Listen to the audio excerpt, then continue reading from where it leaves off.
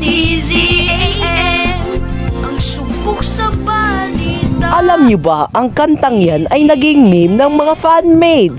Kasi mga various fan-maders na ginawang meme ang 2022 na DZAM na subok na sa balita.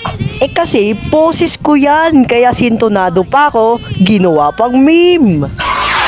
Ang akalain nyo dito ay isang air check lang ng DBC. Pero nakita nyo na nga, DZAM pa ang nilabas.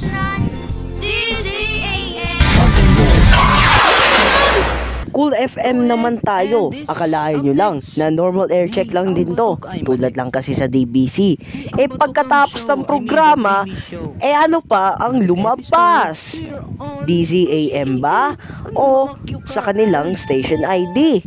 Alamin kaya natin. Sabi ko na DZAM yung lalabas. Pagkatapos din neto, may lalabas rin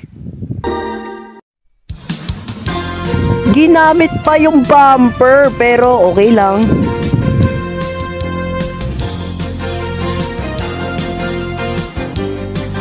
DZAM, a member of TGOC. DZAM. Instead na magalit ako kasi ginamit nila ang aking mga videos o yung meme na yan, instead, magte-thank you na lang ako sa mga fan-maders na gumamit ng aking videos tsaka ang nostalgia ng DZAM meme. Saludo sa inyo at tuloy pa rin ang DZAM. Sabi naman ni Gio yan sa akin. Nagbabalita mula sa Newsline.